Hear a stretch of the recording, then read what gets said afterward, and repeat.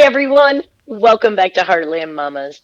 I'm Marie Briel. And I'm Heidi Henry coming to you from our two separate studios at the edge of the Great Red Divide, where every Tuesday and Thursday at 2 o'clock we get on Facebook Live and we live stream the message of the Democratic Party, of democracy, and of progressivism across the nation into the Great Red Divide where they don't hear those messages very often.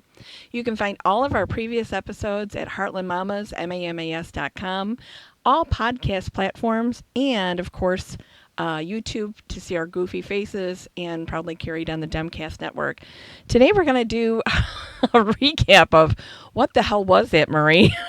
Aw, would you just shut up, man? Come on.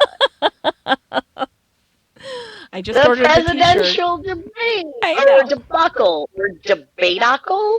Could it be a debateacle? I like that.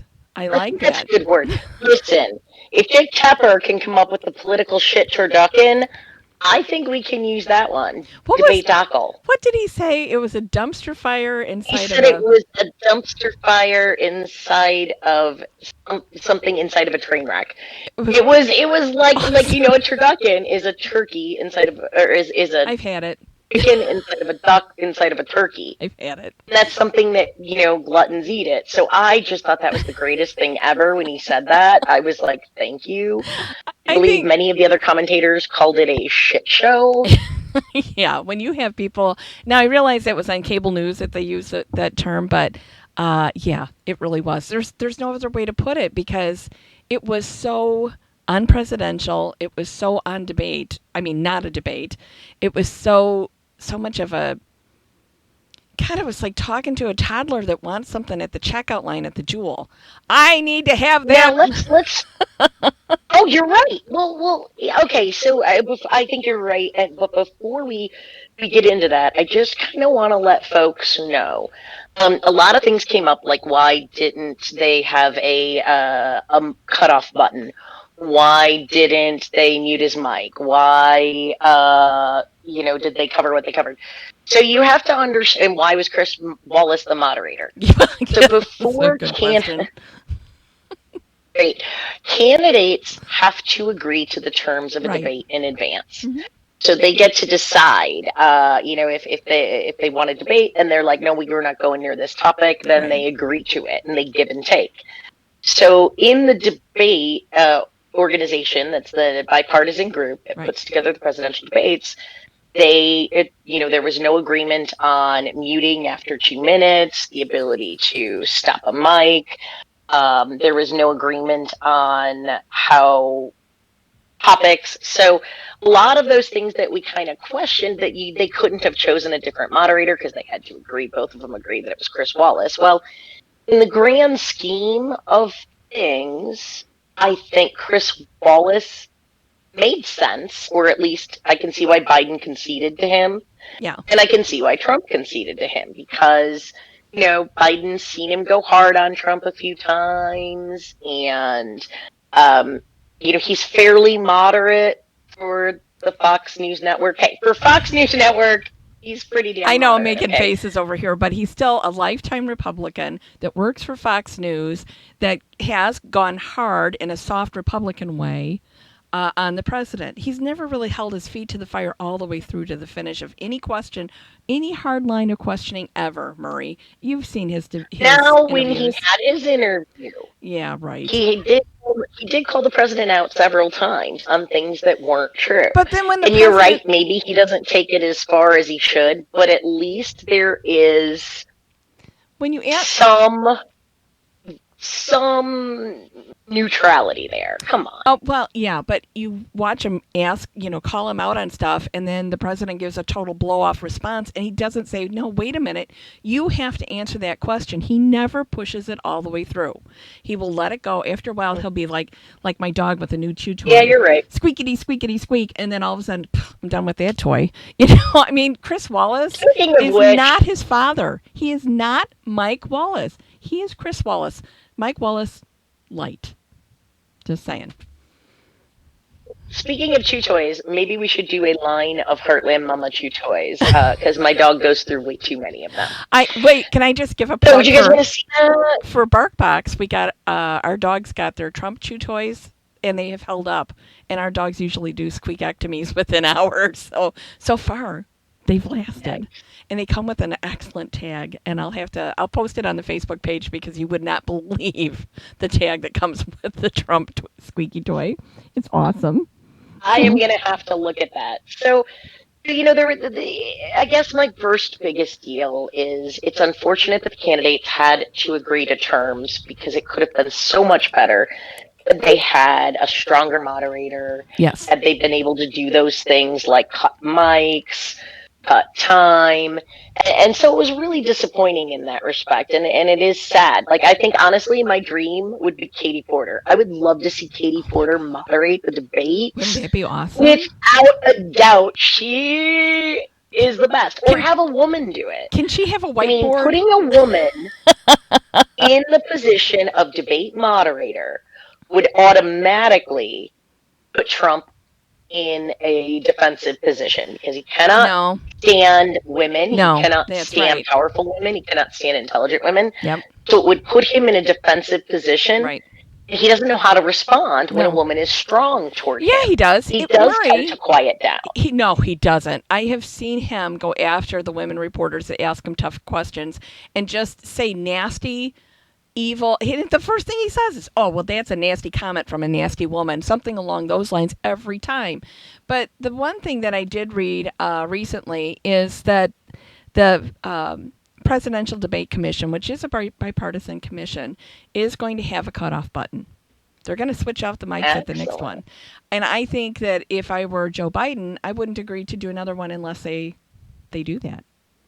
Because we couldn't hear the responses back and forth because once one of them started cutting off the other one started.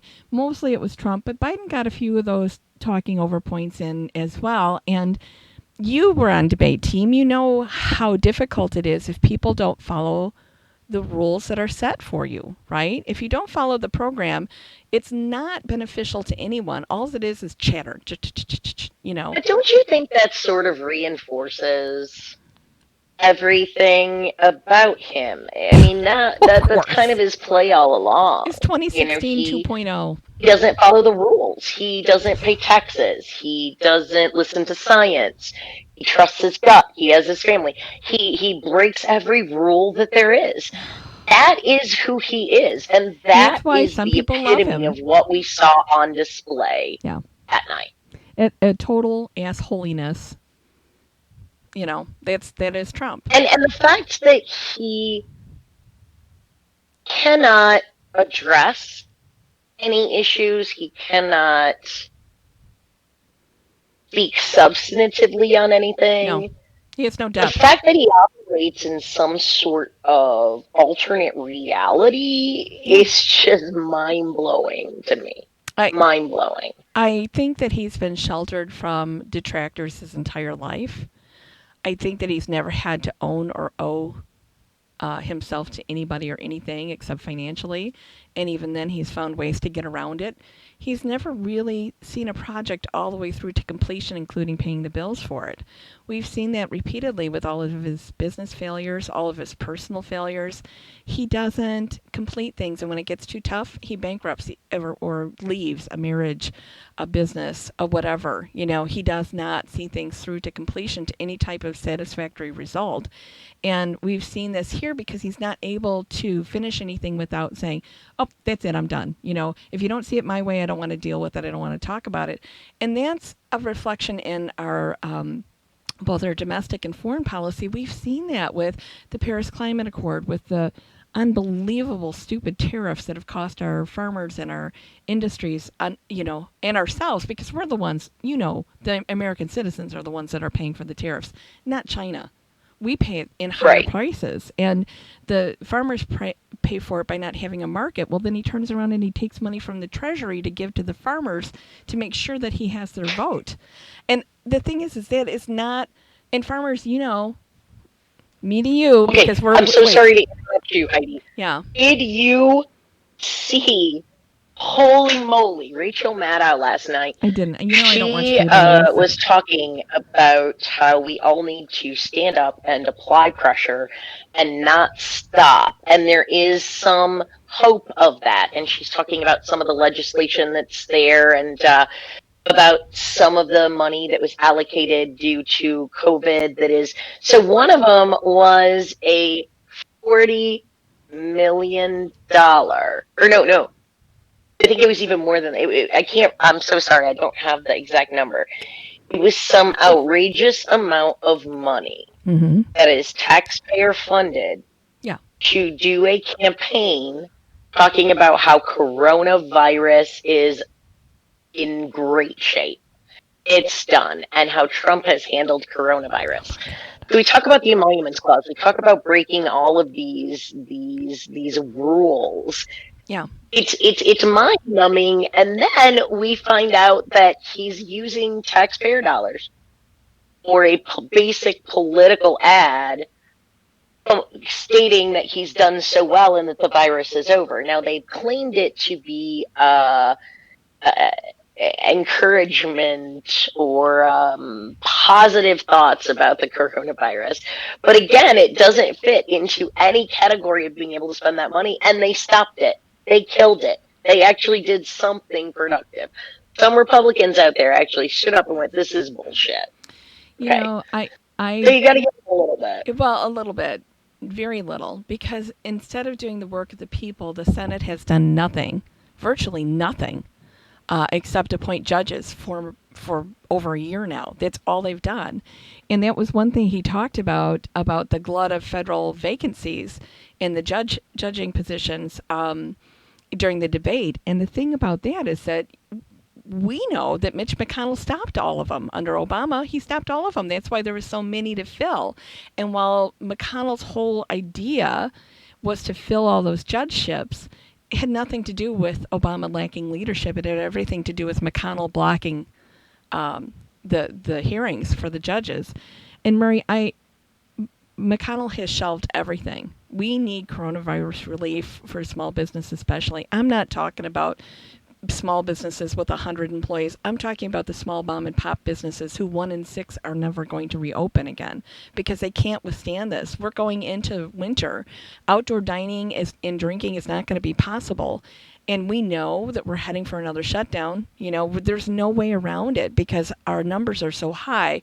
When the CDC predicts his own entity, because he's ripped it up and reformed it as his own, says that we will double the amount of deaths from COVID-19 in the United States between now and Christmas. That's a lot of dead people.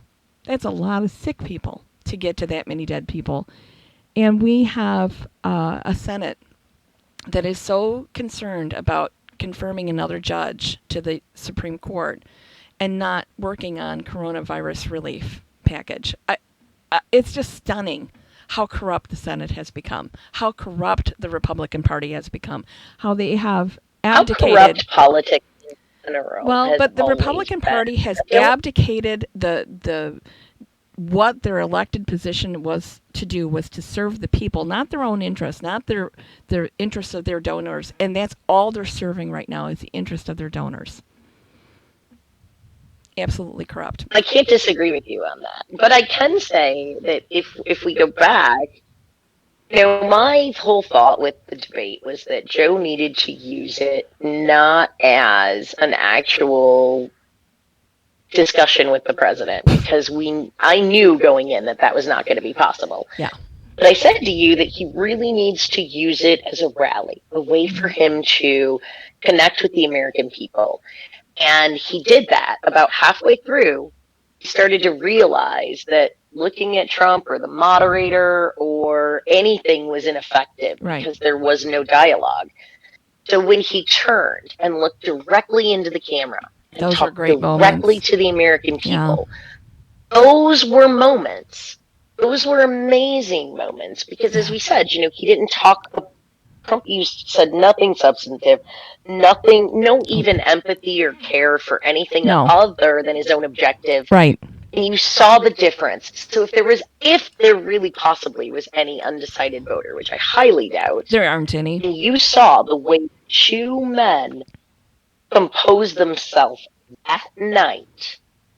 One, whether you like him or not, who addressed you Yes. and has solutions and wants to try to make things better, and the other who was all about him and arrogance. And if you can't tell the difference at this point, after watching that, I don't know what there is to say. Well, Murray, I know that there was some undecided voters that were in a Zoom call afterwards.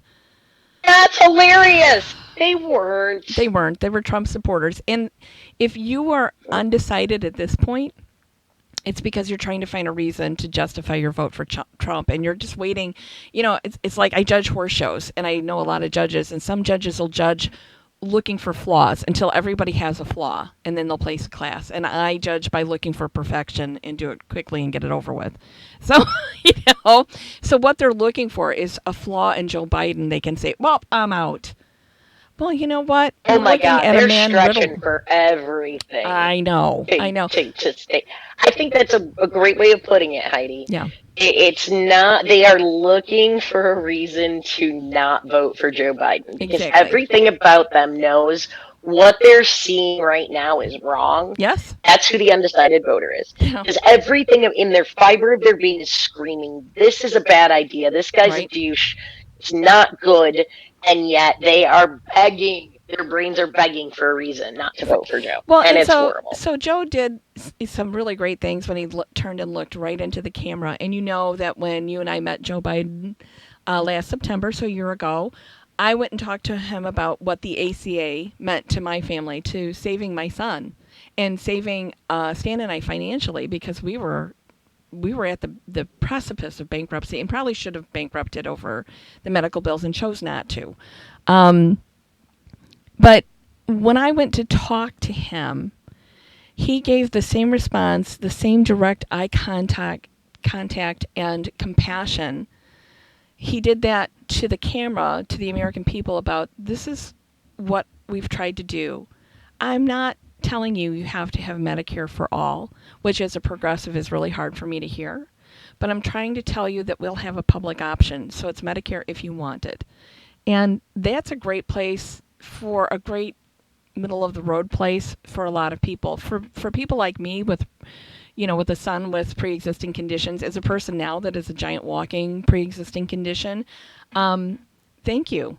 Thank you for hearing us, for hearing those of us that need and have to have health care.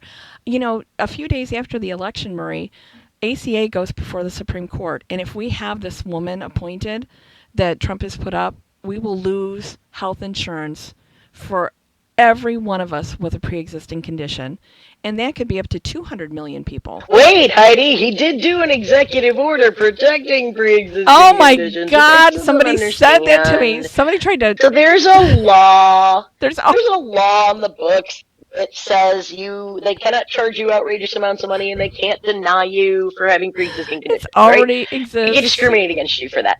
And now it's in the Supreme Court. And the Supreme Court, the administration is challenging this law, saying it's unconstitutional. Right. Right? Okay, Right. so it's unconstitutional. So their whole purpose is to get rid of that. Right. And why? So that insurance companies can charge outrageous rates. And So that they can sell junk policies. So they can refuse. So They that they're sell not junk policies, and you know that Junior is one of the people, and Ivanka's husband. They're part and parcel to those junk policies. They sell those catastrophe policies and make millions on them. Murray, it's outrageous because the thing that he signed meant nothing because it's already in the ACA. And if they get rid of the ACA and they get rid of that clause, Then that executive order is then null his and void. executive order. Means Right. So nothing. it's ridiculous that he's even spending time on this. Again, though, we know Yeah. he creates crises so that he Yes. can solve them. He's the He chaos manufactures masters. crises, and then takes over, and then makes it that much worse, and then claims he made it better. So But aside from him and the debate, I think overall, it was really awful to watch. yes, Um, it was it terrible. it I can never get that 90 Yeah, I minutes hope that back. discourse comes back. But let's talk real briefly before we go about the upcoming vice presidential debate, which I am so excited Oh about. my It's going to gosh. be amazing. You have Kamala Harris against Mike Who Pence. hasn't got a Kamala's platform he an can stand on? amazing. Right, right. Well, Kamala's been an amazing debater. She's Yeah. strong. Yes. She's personable. She Mike eviscerated. Pence, although we all do not agree with his ideology, he does do that charming Southern politician thing well. So I think it should be an Yeah, interesting for contrast. an Indiana guy, he can go all foghorn leghorn. I'll see you Oh, there, he son. does. So the thing with Kamala is we've watched her eviscerate Joe Biden, Joe Biden in the debate. Um, there is nothing substantive about Pence's platforms or his work Done. ethic. What he's done with COVID-19 is very much what he did for the AIDS crisis in Indiana, which is nothing and make it worse. Nothing. Um, Yes. so I look forward to that. The only thing that I'm concerned about is the moderator, Republican Susan Page, who is a complete waste of I'm time a and little energy. So, I'm a little concerned too, and she is a so let's just let our listeners know she is the GOP moderator Susan Page. She works for USA Today, and we're here's the more thing real that news than gets USA Today. right. But here's where it gets even stickier than not being like a heavy hitting reporter or all that Yeah. commanding is that she hosted a party for Seema Verma, Mm-hmm. who is the head of the Trump administration's Medicare and Medicaid program. Oh, like So any. she is a Trump supporter, an administration supporter already. You're Mm-hmm. going into it on a. So they are calling into question that she Yep. may step down from it. We don't know for sure yet. Oh, she won't step down. She won't step down because who else is Pence gonna agree to except for another mother, uh, to give him little Maybe Mother softball. could moderate. I'd Oh love to see God, Mother mother. moderate. That would be hilarious. My husband has never When called me you that. parent has moderate, oh my god, that would be so funny. Sorry, Teacher. all right, sidetrack. I So I think I'm looking forward to intelligence, articulate. I don't believe Pence is gonna speak over the top of her. It's not his style. no. I'm anticipating having, you know, nothing legitimate come out of his mouth, but overall, it should be a much better show Yeah. than it was for I think it'll be presidential a debate. much more intelligent show, and I don't think we'll have the repeat of the shit show of 2016 with God, who was Hillary's running mate? He was just dreadful.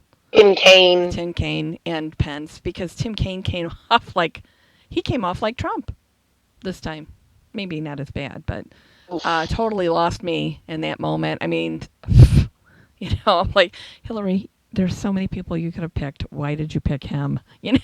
So, but I'm excited because Kamala is a very well spoken woman. She is smart and quick on her topics. She's quick on her feet. Um, she is more outspoken than Joe Biden and more likely to eviscerate somebody, which I kind of need to see. I would have loved to have seen Kamala and Trump go head to head. She'd have killed. That would have never happened. No, If Trump started talking over her, that would have never happened. She she would would have have done never her allowed little it to head go on bop the way thing that Biden she did. does when she's mad. Oh, she wouldn't have. She would not have tolerated it. No. Mm-mm. And the other one I would love to have seen him have to debate is Liz Warren because, she's Oh still yes, my heart for Liz Warren. yes. And I hope that she's going to be the new AG, and I hope she's going to put Trump in prison. Let's hope that next time it's not two old men fighting over a fish. People have asked me, "What's this two old men fighting over a fish you keep talking about?" Do you remember the movie Grumpy Old Men? Yes. Yes. Okay, so they're neighbors, they hated each other, they're cantankerous old farts, they screw with each other, Yeah. and then they end up literally hiding dead fish in each other's houses In their and car. like, and yes, and in their car. So it was two old men fighting over a dead fish. That is why Oh I my keep God. saying that. I never But thought about that. hopefully yeah, see, I'm not crazy. No. Oh, yes, I am. All right. So, folks, thanks for tuning in. Next week, we've got some great shows for you. Thursday, we will have our live Facebook vice presidential recap. Yes. We are also rolling into lots of other fantastic stuff. So, tune in Tuesdays and Thursdays at 2 o'clock Yep. p.m. Central Standard Time on Facebook. Hmm. And you can catch up with all of our amazing episodes at Demcast USA, as well as YouTube, Twitter, our website, Spotify. Heidi usually does this part. Every place you get your podcasts at Heartland Mamas. MAMAS.com. Thank you, everybody, for tuning in. We really appreciate your time. Take care. Stay well. And vote, vote, vote. Bye. Vote. Bye.